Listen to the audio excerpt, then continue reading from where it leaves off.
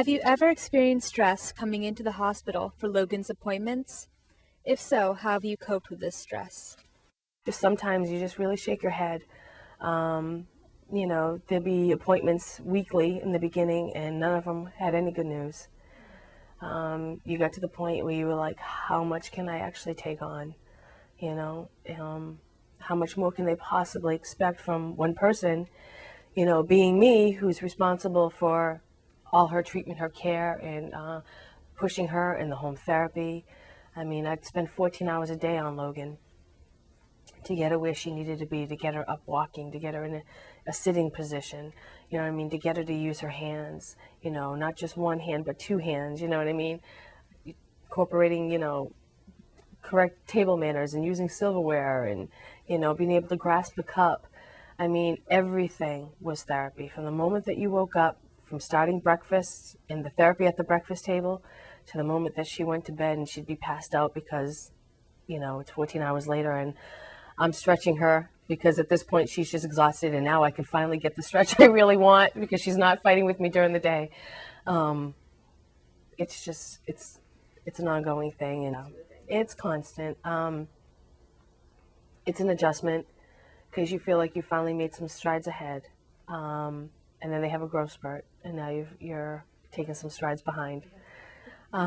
It's very tough to try to keep up with their growing bodies.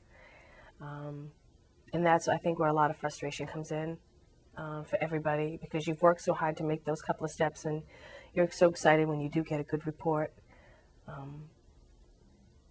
But knowing, I think probably when she was around 9, knowing that she was going to be into puberty, knowing that, it's going to get worse before it gets better, and having that in the back of our head. So when we are trying to tag team all these big growth spurts, it's just like, well, it is what it is. So this 6 months we were ahead of the game, and now we're 6 months behind. But, each year we're getting closer to the end of the growing.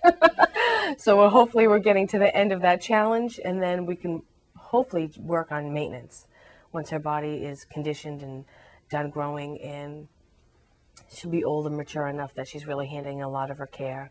Yeah, they're tough.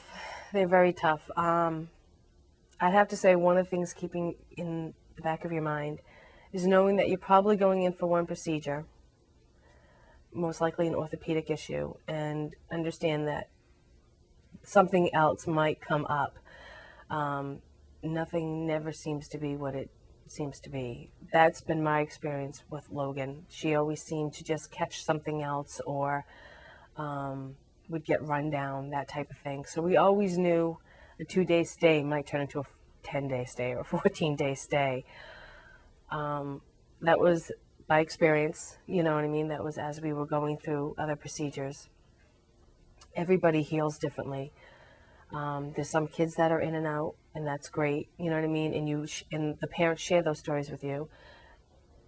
But you also need to know that you just have the strength for the long haul of it. A lot of these big orthopedic surgeries do take a big recovery time, which could be 4 to 6 months. It's kind of basically having the idea of taking a really deep breath, knowing that you're going to be in it for a while. You're going to have to work together. There's a lot of emotional involvement on the child's part, who is the patient, who will have periods of frustration, will have, be tired of maybe being in pain, being tired of being laid up, especially if they're an active child, or just kids who actually just, who are wheelchair bound and can't get back in their chair and have that freedom that they're looking for, and the mobility of that chair that gets them around, if it's outside or to go to see their friends or to be able to get in the car and go where they need to go. So it's good to check in with each other every now and then and talk about your frustrations. Don't bluff your child's or ignore your child's frustrations. They're going to be there for a while, and your frustrations may be different than theirs. So it's good to always sit down and check in with each other emotionally and find out how they feel, where they're at. And I think it's okay for you to share yours too, because you're a team. what's going on in your home and the people that are participating in your home. If it's, V&A and doctors and advocates that you're calling here at Children's Hospital, you're working together. And I think it's okay to share everything, the good and the bad, with everybody, and to cry together. God knows I have, and that's what gets you through it. I think that's really what gets you through is communication, love, and understanding, and it's on everybody's part. I immediately was talking on her on a different level since the day she was born than an infant or a toddler. Everything was like, well, this is what's going on. It was as if she was one of my patients to say, you know what I mean? A very early understanding of the body, and we would discuss everything. And, I had textbooks and, that were age appropriate for her to go over the body and the body part and try to explain what's going on in her body. And why her body is different than everybody else's, and why her mobility issues come into play, and why she walks different than everybody else, because this is what's going on in your body compared to everybody else. I always really, in some ways, when it came to her cerebral palsy, I definitely spoke to her like a teammate or a coworker, you know what I mean, or my best friend. The discipline comes when I'm talking to her as a child, but I always wanted to make her feel that she wasn't below me or anybody else. So I never spoke to her that way. I always spoke to her as an equal. And, if you need to understand something, let's get out the medical books. Let's go over it. Let's go over the drawing of the body and, what muscles they think are misfiring. You can have some control over that. Try to concentrate about that muscle group.